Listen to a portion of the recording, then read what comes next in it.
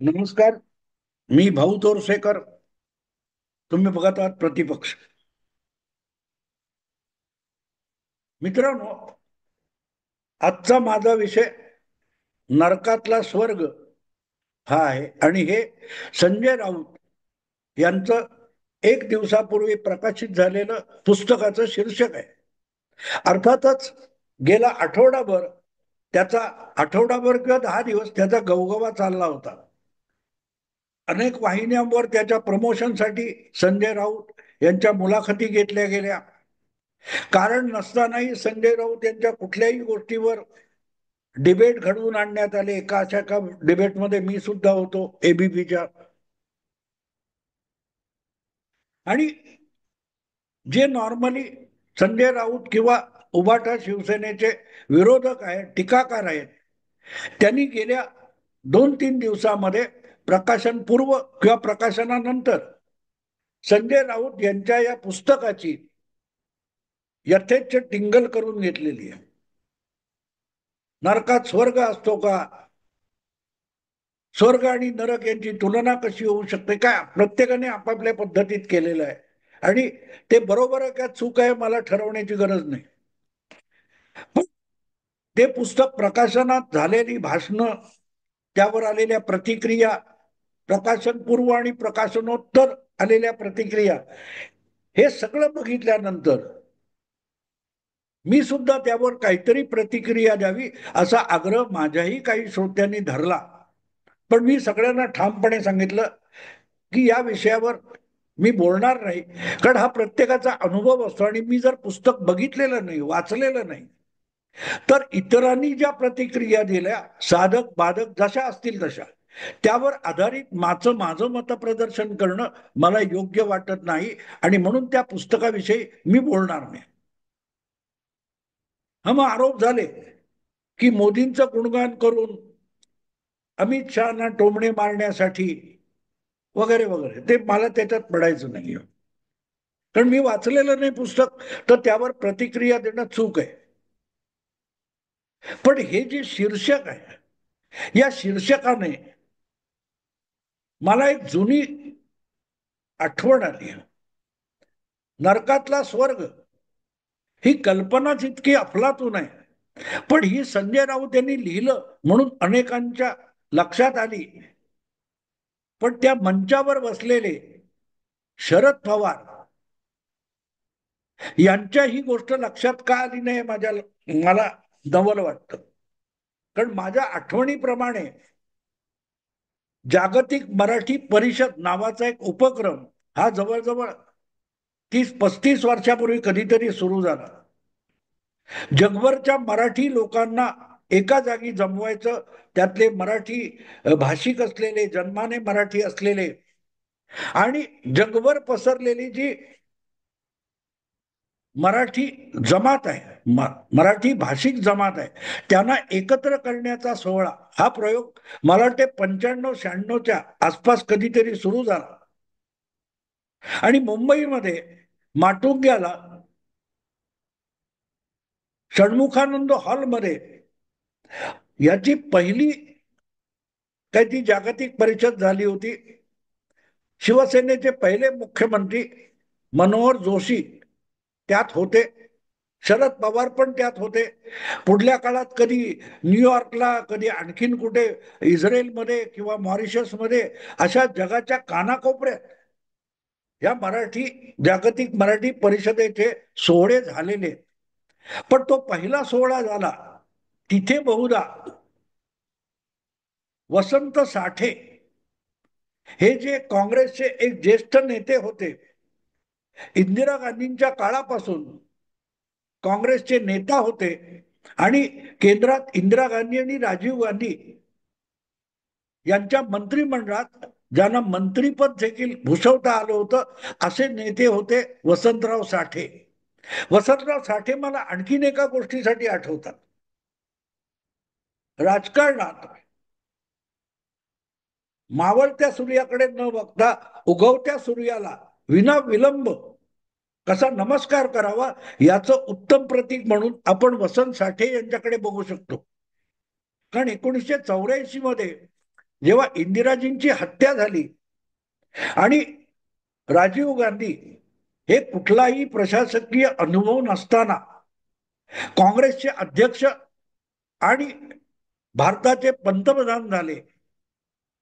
काँग्रेस पक्षाने कार्यकारिणीचा ठराव केला नाही की काँग्रेस पक्षाच्या खासदारांनी ज्याची सर्वानुमते नेता म्हणून निवड केली नाही असे राजीव गांधी पंतप्रधान झाले. आणि पुढे त्यांनी काय 2-3 महिने आधी लोकसभेची निवडणूक घोषित केली. तेव्हा वसंत साठे यांनी दिलेली घोषणा मला आठवते की माणूस किती अल्प काळामध्ये आपले मतलब बघून बदलू शकतो, अशी ती घोषणा होती. वसंत साठे 1984च्या त्या लोकसभा निवडणुकीच्या वेळेला मैदानात उतरल्यावर त्यांनी केलेली घोषणा होती, इंदिराजी की याद में राजीव जी की साथ में. गंमत बघा, इंदिराजींच्या मृत्यूला 1 महिना सुद्धा लोटला नव्हता. अख्खा देशातली करोडो जनता पंतप्रधान निवासामध्ये पंतप्रधानाची हत्या झाली म्हणून करोडो भारतीय हळहळत होते. अशा वेळेला निवडणुकीत त्या मृत्यूचं राजकीय भांडवल करण्यासाठी, मतांचं भांडवल करण्यासाठी वसंत साठे म्हणाले होते, इंदिराजी की याद में झालं. इंदिराजी संपल्या, आता त्या फक्त आठवणीत ठेवायच्या आणि राहुल गांधींच्या मागे उभं राहायचं. कारण इंदिराजींच्या मागे राहण्यासारखं नाही राहिलं. आपला मतलब राजीव गांधी बरोबर आहे. इतकं फटाफट बदलू शकणारं राजकारण, याचं मूर्तिमंत प्रतीक कोण? आपले वसंत साठे होते. आणि हे वसंत साठे त्या पहिल्या, मला वाटते, जागतिक मराठी परिषदेमध्ये आलेले होते आणि त्यांनी एक गोष्ट सांगितली होती, ती नरकातल्या स्वर्गाची गोष्ट होती. आणि म्हणून मला हे संजय राऊतांचं पुस्तक आणि त्याचं शीर्षक समोर आल्यानंतर मला वसंत साठेंची आठवण आली.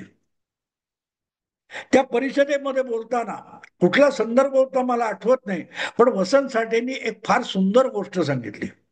फार सुंदर गोष्ट सांगितली. ते म्हणाले, एका पत्रकाराला देव प्रसन्न झाला आणि त्या ईश्वराने त्या पत्रकाराला म्हटलं की तुला मी वरदान देतो, काय पाहिजे ते माग. तो पत्रकार म्हणाला, मला एकदा नरकात जाऊन रिपोर्टिंग करायचं. कारण नरकाविषयी ज्या ज्या गोष्टी सांगितल्या जातात, जो जो अपप्रचार केला जातो, ती वस्तुस्थिती आहे का, हे प्रत्यक्ष तिथे जाऊन मला त्यावर लिखाण करायचे. आणि त्यामुळे भगवान मला नरकाचा दौरा करण्याची परवानगी किंवा व्हिसा द्यावा. भगवान म्हणाले, तथास्तु. आणि हा पत्रकार विनाविलंब नरकात जाऊन पोहोचला आणि त्याला धक्का बसला. फेक न्यूज, फेक नॅरेटिव्ह काय असतात, म्हणजे फेक नॅरेटिव्ह, फेक न्यूज हे शब्द जेव्हा आले नव्हते, तेव्हा वसंत साठे यांनी सांगितलेली एका भाषणातली गोष्ट माझ्या लक्षात राहिलेली.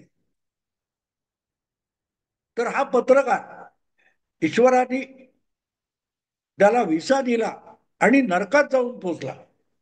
नरकाच्या प्रवेशद्वारापाशी तो उभा राहिला आणि त्याने टकटक वाजवल्यानंतर नरकाचा दरवाजा उघडला आणि त्याची खात्री पटली की साला आजपर्यंत जगामध्ये सगळाच्या सगळा गोदी मीडियाच होता. दादांत खोटे नेरेटिव्ह, फेक नॅरेटिव्ह आणि फेक न्यूज पिढ्या चालत आलेली गोष्ट आहे. दार उघडलं आणि भव्य दिव्य असं स्वागत त्या पत्रकाराचं झालं. गुड्या उभारलेल्या होत्या, तोरणं लावलेली होती, कमानी केलेल्या होत्या, रस्त्यावर रांगोळ्या काढलेल्या होत्या, फुलांचा सडा पडलेला होता, लाल गालिचे घातलेले होते या पत्रकारासाठी.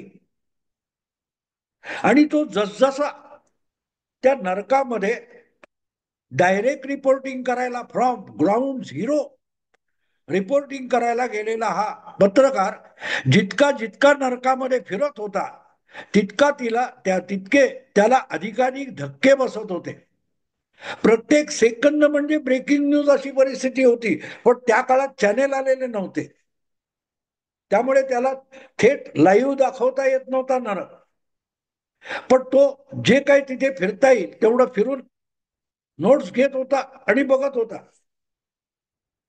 एका ठिकाणी जागोजागी त्याला ओवाळलं जात होतं, औक्षण केलं जात होतं, हार तुरे घातले जात होते, पुष्पवृष्टी चालू होती. आणि जितकं जितकं तो नरकात फिरत होता तितका तितका तो थक्क झाला. कुठेही भांडण नाही, कुठेही लांडी लबाडी नाही, कुठेही चोरी मारीचा आरोप नाही, कोर्ट कचेऱ्या नाहीत, दोन माणसं कुठे रस्त्यात भांडताना दिसत नव्हती, प्रत्येक जण हसतमुख होता. कुठे दुःख, दैन्य, वेदना, यातना, भूक काही नाही. अरे जे जे काही तुम्ही स्वर्ग म्हणून वर्णन करता ते त्या पत्रकाराला नरकात अनुभवायला येत होतं. आणि जितकं जितकं तो पुढे जात होता तितकं तितकं त्याची खात्री पटत गेली की आजवर पिढ्यानुपिढ्या आपल्याला नरक नावाचं जे वर्णन सांगण्यात आलं हे धादांत खोटं आहे. एक अंधश्रद्धा पसरवली गेलेली आहे. काय भीषण आहे लोकांची फसवणूक. आणि त्यामुळे सगळा नर्क फिरून आल्यानंतर तो एक फार मोठी मालिका लेखांची लिहितो आणि म्हणतो बघा सामान्य माणसाची कशी धादांत फसवणूक केली जाते प्रस्थापितांकडून. आपल्या डोक्यामध्ये स्वर्ग आणि नरक या ज्या कल्पना भरवलेल्या आहेत त्यापेक्षा नरक हा फारच वेगळा आहे. अत्यंत सुखवस्तू, अत्यंत गुण्यागोविंदाने नांदणार एक नंदनवन. स्वर्गापेक्षाही स्वर्गाची जी कल्पना आहे ती सुद्धा झक मारली. कारण तिथे तरी गंधर्व आणि त्या काय अप्सरा आणि देव किंवा कोण असतील त्यांच्या तरी थोडे असूया असते, पण नरकात मला असं काही दिसलं नाही. इतका नरक सुंदर असतो याच्यावर त्याने लेखमाला लिहिली आणि लोकांनी भरपूर वाचली. त्याला पत्रकारितेतले सगळेच्या सगळे पुरस्कार मिळाले. ही काय अप्रतिम वार्तापत्र आणली वा वा वा वा. आणि यथावकाश तो पत्रकार वय झाल्यानंतर मेला. आणि अतिशय सच्शील, अतिशय प्रामाणिक, आयुष्यात कुठे काही गडबड न केलेला असा सद्वर्तनी पत्रकार मेल्यानंतर जेव्हा त्याला चित्रगुप्तासमोर नेऊन उभं करण्यात आलं की याच्या पापपुण्याचा हिशोब काढा आणि त्याला स्वर्गात पाठवायचं की नरकात पाठवायचं हे ठरवा. चित्रगुप्ताने त्याचं खातं उघडून पाप पुण्याचा हिशोब करण्यापूर्वीच या मृत पत्रकाराने चित्रगुप्ताला दरडावलं की मला नरकात जायचंय. आता चित्रगुप्त चकित झाला म्हणाला तू पुण्यवान आहेस, तू कशाला नरकात जायचं. छे म्हणाला, हे खोट्या गोष्टी सोडून द्या, मी नरक बघितलेला आहे. तर तुमच्या स्वर्गात मला अजिबात जायचं नाही, ते पुण्य पिण्य असोल नसल, मला नरकातच जायचं. चित्रगुप्ताने गयावया केल्या, त्याला समजावलं की कशाला यातना भोगायला जातो. खोटं बोलू नको, दादांत कोण आहे, फेक न्यूज आहे, हाच फेक नॅरेटिव्ह आहे. अमित शहाचा एजंट आहे का रे? हा, देवेंद्र फडणवीस कडून पाकिट मिळालं का रे तुला? असं विचारत त्या पत्रकाराने साफ नाकारलं स्वर्गात जायचं आणि म्हणाला मला नरकात जायचंय. मला चॉईस आहे की नाही, माझं स्वातंत्र्य आहे की नाही. चित्रगुप्त म्हणाला तुम्ही आयुष्यभर आमच्या हिशोबानुसार पुण्यवंत आहात, त्यामुळे स्वर्ग की नरक हा सुद्धा चॉईस तुमचा असू शकतो. आम्ही तुम्हाला स्वर्ग द्यायला तयार आहोत, पण तुम्हाला नरकात जाण्याचा हट्ट असेल तर तो नाकारण्याचा अधिकार आमच्याकडे नाही.